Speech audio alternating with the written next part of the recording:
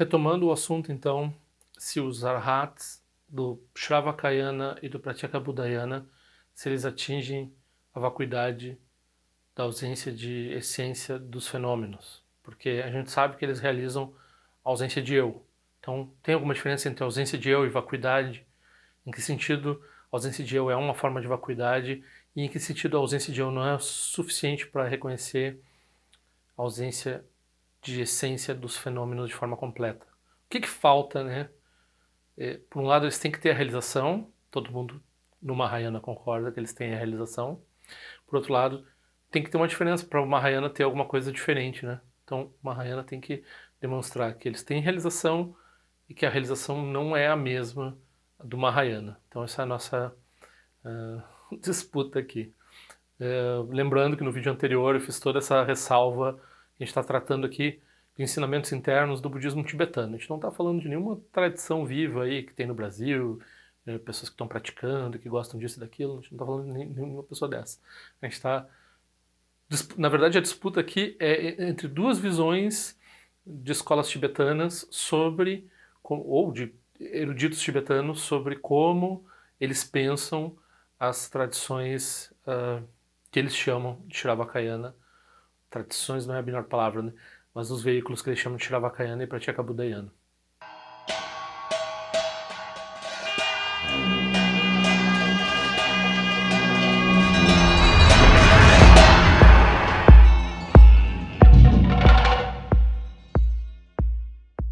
Quem quiser receber os cartões, por favor, envie seu endereço para esse e-mail aqui.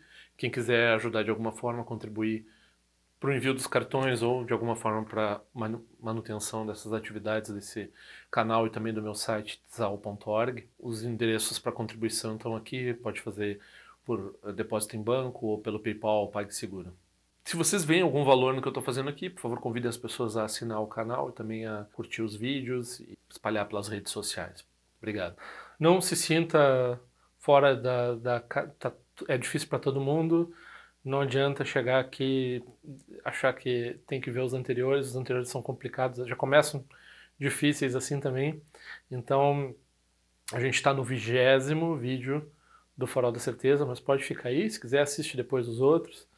A gente está discutindo o começo, né? Eu já fiz um vídeo com uma apresentação geral sobre a segunda questão, que é essa questão se os Pratyekabuddhas e os Shravakas, se os seres realizados nesses caminhos, né, se eles têm os dois tipos de vacuidade, vacuidade de eu e vacuidade dos fenômenos, né? E qual é a posição da tradição Nyingma com relação a isso? Porque como ela se sustenta de acordo com o raciocínio e de acordo com as escrituras. Então esse é o debate aqui. Tem uma disputa com relação a isso. A gente vai explicar essa disputa, né? Então, esse é o segundo vídeo. Esse vídeo agora a gente vai entrar no texto, né? Então, o primeiro verso é 2.1.1.1. Alguns dizem que os arhats Shravaka e Pratyekabuddha não realizam a ausência de eu dos fenômenos. Então, a gente pode falar, vai ficar claro aqui que a gente vai estar falando da mesma coisa, que ausência de eu é ausência de essência, ausência de existência inerente, independente, né? Vacuidade. Então tem a vacuidade do eu e a vacuidade dos fenômenos em geral. Então a gente faz essa distinção, mas aí será que essa distinção se aplica aos arhats do Shravakayana e do Pratyekabudayana? A gente vai ver, né? Então é difícil o jeito que ele estabelece aqui, um pouco como nos primeiros versos eu fiquei bastante confuso, porque eu já fiz a apresentação sobre isso, dizendo que tem diferença entre ausência de eu e vacuidade, e tem diferença, né? Mas aqui ele vai começar afirmando que é o ponto de vista de dizer assim, os pessoal do Shravakayana e do Pratyekabudayana não pode falar mal da vacuidade, porque o que eles fazem não é diferente da vacuidade, só que eles se aplicam principalmente aos 5 skandhas. Então eles não aplicam a fenômenos em geral, eles se focam nos 5 skandhas. E eles precisam fazer isso porque se eles não têm, não reconhecem a ausência de eu com relação aos 5 skandhas, eles não conseguem se livrar das emoções aflitivas. Então a base, né, por que se pratica o budismo? Se pratica o budismo para não ter raiva, para não ter... para estar livre dos grilhões. Os grilhões são os kleshas, né? Estar livre dos grilhões que são as aflições mentais. que é inveja, raiva, orgulho, apego, né, ignorância. Então, essas coisas, essas emoções, elas distorcem a nossa visão de mundo e nos fazem sofrer. Todas as nossas ações equivocadas e errôneas e que prejudicam os outros, elas são embasadas nessas emoções aflitivas. Então, se nós nos livramos delas, nós nos tornamos um arhat, nós atingimos a realização. Como é que a gente faz para se livrar? Qual é a raiz das emoções aflitivas, das aflições mentais? A raiz é a crença num eu. Então, a crença, o apego e a crença num eu é o que nos leva, quando nós conseguimos refutar e abandonar o hábito de reificar um eu, uma noção de eu com base nos agregados, aí a gente está livre de produzir os kleshas. E daí a gente atinge essa liberação que chama de nirvana, que é a realização dos arahats. Então isso é budismo geral, todo mundo aceita isso. A gente, no Mahayana a gente vai falar de uma vacuidade maior que envolve todos os fenômenos. Mas aqui ele vai primeiro falar da semelhança dessas duas vacuidades, da vacuidade de um eu e da vacuidade de todos os fenômenos. Ele vai começar por aí. Hoje eu não vou entrar nos versos que ele vai fazer a distinção, mas eu vou começar falando da semelhança entre a vacuidade que reconhece a ausência de eu e a vacuidade que reconhece a ausência de essência nos fenômenos. Então, na medida em que o eu, que é a apreensão dos agregados como um mero eu, não é eliminado, então esse apego ao eu, que é uma apreensão aos agregados como um eu coloco um nome de eu nos agregados.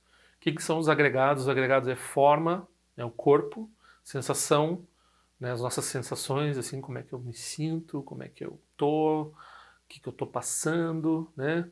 E principalmente sensações táteis, sensações, né, sensações gustativas, visão e assim por diante. Sensação, percepção, né, formação mental e consciência.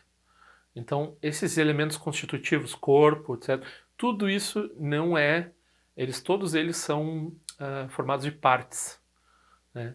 Então, todos eles podem ser reduzidos a fenômenos compostos, né? E o eu também, ele é uma mistura complexa, a gente atribui o eu a esses agregados não de uma forma simples.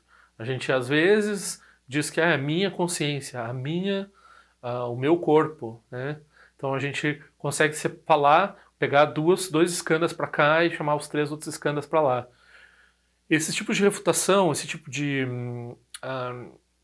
trabalho intelectual para entender por que o eu não é coeso e por que o eu não se sustenta e por que o eu é uma designação incorreta a ser dada aos cinco eskandas, né? Então eles não são coesos, eles manifestam, eles nos enganam com uma certa coesão aparente, né? E daí quando a gente vê essa coesão ou tenta experimentar essa coesão, a gente põe um rótulo eu nisso, né? Então esse é um engano básico que vai produzir o sofrimento e assim por diante. Se a gente não reconhece que esse nome que a gente imputa a esse monte de essa pilha de coisas composta, impermanente, cheia de falhas dessa imputação, que isso é analisado por muitos textos budistas, não tem, isso é a causa das aflições mentais não serem abandonadas. Então, todas as escolas lá, a gente vai falar historicamente as escolas primordiais do budismo, de um jeito ou de outro, né, mesmo o Pudgalavada é famoso, né, como a contraprova de que no budismo nem sempre se nega o eu, porque eles tinham uma forma de pessoa. Então, eles faziam toda uma refutação lá do eu, dizendo, tem uma coisa que sobra, que é tipo um indivíduo, faziam uma confusão. Mas eles não sobreviveram, ninguém pratica Pudgalavada, ninguém considera que eles estavam certos, mas durante um tempo existiu uma forma de budismo que praticava dessa forma, e hoje em dia ele é o contra-exemplo para dizer assim, não, nem todo mundo no budismo nega o eu, né? Então o próprio Dalai Lama ele sempre lembra, não, tinha o Pudgalavada lá, o Pudgalavada tinha um tipo de pessoa que sobrava, assim, e tal. Mas mesmo o Pudgalavada, ele concordava que a raiz das aflições mentais, todas as outras 18 escolas primordiais lá, que a raiz das aflições mentais era uma crença errônea com relação ao eu. Então se você trabalhava, entendia melhor e removia os hábitos de acordo com a crença do eu, você atingia uma liberdade perante as aflições mentais e aí você tinha essa liberação que era o nirvana, o estado de arhata, né? Então precisa ver essa eliminação dessa apreensão de um nome eu em cima dos agregados, ok? O eu, que é uma designação feita com respeito aos agregados, é o objeto da apreensão inata de um eu. Então, para nós é natural pensar que a gente tem um eu, né? Surge porque a gente coloca um nome sobre os agregados. Então, óbvio, né? Eduardo, esse corpo de Eduardo, Eduardo, essas emoções de Eduardo, essas sensações de Eduardo, esses sentimentos de Eduardo, isso que o Eduardo pensa e assim por diante, tudo isso faz eu pensar que eu sou eu e por isso eu ajo autocentradamente, eu ajo com todos os venenos, as aflições mentais fazem sentido para mim, né? E assim eu produzo sofrimento para mim e para os outros. Então eu não sou liberado, porque eu tenho essa crença equivocada na existência do eu. Mas com relação aos objetos externos também é assim. Então, na verdade, não é tão diferente reconhecer que tem essa designação errônea com relação a um eu que se aplica a certas... A gente faz aplicar com relação a certas coisas que não se sustenta. Então, da mesma forma, um vaso. Um vaso se sustenta apenas na medida em que ele é usado como um vaso, né? Então ele tem várias liberdades perante ser um vaso, ele é várias coisas além de um vaso. Mas a gente chama ele de vaso e usa ele como vaso, e daí ele tem o seu, né, essa nossa prisão a ver os fenômenos na forma que a gente conceitua eles com base numa uma visão essencialista de que eles existam dessa forma. Então isso também produz um aprisionamento mais sutil, que é o aprisionamento que a gente vai ver lá no Mahayana. Então esse pessoal não trabalha aí com objetos inanimados e com os outros fenômenos e com os outros seres. Eles trabalham com os 5 agregados, os 5 agregados deles, né? Embora eles não sejam, fora não serem as mesmas coisas, eles não são os mesmos objetos, agregado e vaso não é a mesma coisa, as bases de vacuidade não diferem seus modos de vacuidade. Então quando a gente está refutando a existência do eu, é a mesma refutação da existência inerente, né, usar essa palavra que a gente já discutiu nos vídeos anteriores, da existência independente do vaso. Então a essência do vaso a gente refuta a essência do eu também, ou qualquer noção de eu. O eu seria a noção de uma essência com relação aos agregados, né? Então, pessoas e fenômenos, as duas coisas não têm uma sustentação, um lastro, ali em inglês está establishment, um intrinsic establishment, uma validação intrínseca. Elas não existem por si só. Elas dependem, elas são compostas, elas, né, são sujeitas à impermanência e assim por diante. Então elas não podem possuir uma essência, né? Tanto pessoas quanto os objetos. Isso daí está evidente, né, isso é provado pela escritura e pelo raciocínio. Ir além disso e dizer Shravakas e Pratyekabuddhas não realizam vacuidade é apenas uma opinião. Então, aqui eu fiquei super confuso, porque, para mim, os Shravakas e o Pratyekabuddhas não realizam vacuidade. Óbvio, eles realizam a ausência de eu. Mas aqui ele acabou de explicar que a ausência de eu é um tipo de vacuidade. E depois, mais tarde, ele vai dizer qual é a diferença dessa vacuidade para outra vacuidade. Mas esse ponto aqui é importante para o autor, porque ele está dizendo assim, tá vendo só, os Shravakas e os Pratyekabuddhas não podem reclamar do Mahayana. E, de fato, a gente vê o pessoal, né, que pratica, que acha que, né, muitas vezes a gente coloca como alguém que pratica o Shravakayana, eles gostam do Sutra do Coração. O Sutra do Coração não é ofensivo para eles. O Sutra do Coração que diz que, né, não tem forma, não tem sensação, não tem percepção. Vê a vacuidade dos agregados, dos ayatanas e dos todos aqueles itens de vacuidade que tem no Sutra do Coração. Para eles aquilo ali não é um problema, né? É compatível com a visão normal dos... Então qual seria a diferença? O que teria o Mahayana a mais, né? Aí vem o nosso verso que vai começar o problema, né? Desse ponto, alguns tiram conclusões e dizem que os caminhos da visão dos 3 veículos são o mesmo. O caminho da visão quer dizer a perspectiva filosófica, né, a perspectiva de entendimento da realidade dos 3 veículos, ou seja, o Hinayana, o Mahayana e o Vajrayana, são a mesma visão. Não. Aqui a gente vai dizer que não é a mesma vacuidade, a vacuidade do Hinayana, a vacuidade do Mahayana e a vacuidade do Vajrayana. Inclusive essa distinção, vacuidade do Vajrayana e do Mahayana, é mais polêmica do que a distinção entre vacuidade do... Tem tradições que dizem que as duas últimas são iguais e que a primeira é diferente. E aqui a gente vai dizer que as 3 vacuidades têm tem uma diferença, tem 3 tipos de visão da vacuidade, ok? E a gente vai explicar qual é a diferença entre a vacuidade que vê apenas a vacuidade dos agregados e a nomeação de um eu, a vacuidade que vê a ausência de eu de todos os fenômenos e a grande vacuidade lá, que eu acho que a gente vai falar disso depois também. Então, esse pessoal que diz que a visão é igual, né? O que eles acabam que a visão, ou seja, que a filosofia do Hinayana, Mahayana e Vajrayana é a mesma, eles acabam tendo que dizer que o Mahayana e o Vajrayana são ensinamentos expedientes. Então, pelo jeito, tem gente que diz que é isso, mesmo no Tibete. Então, eles vão dizer que o que o Buda ensinou tá lá no Shravakayana, no Pratyekabuddhayana, e o que veio depois, em termos do Mahayana e do Vajrayana, não é um problema, não é errado, mas esses ensinamentos são expedientes. Isso aí vai ser uma notícia super boa para quem está criticando o Mahayana e o Vajrayana, que existe essa visão aqui, que essa visão a gente está tentando refutar nesse texto aqui. Então, isso vai seguir assim, a gente vai chegar a essa conclusão de por que Prajnaparamita, né, a visão do Mahayana, e a visão do mantra, né, ou seja, o Vajrayana. Prajnaparamita e mantra são outros nomes para Mahayana e Vajrayana. A gente vai dizer por que a visão em cada um desses yanas ela é progressivamente mais sofisticada e o ensinamento definitivo cada um dos veículos tem um ensinamento expediente e um ensinamento definitivo, mas não é o mesmo ensinamento. Então, basicamente é isso que a gente vai acabar dizendo no final.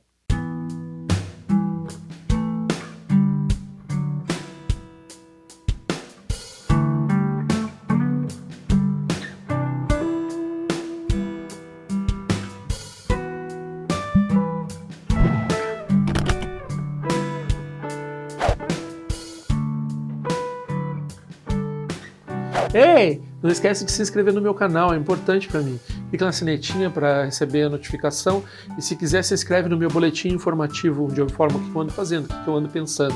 Também para contribuir de alguma forma com esse canal, esse é o endereço. Eu espero que em breve nós nos vejamos na prática do Dharma.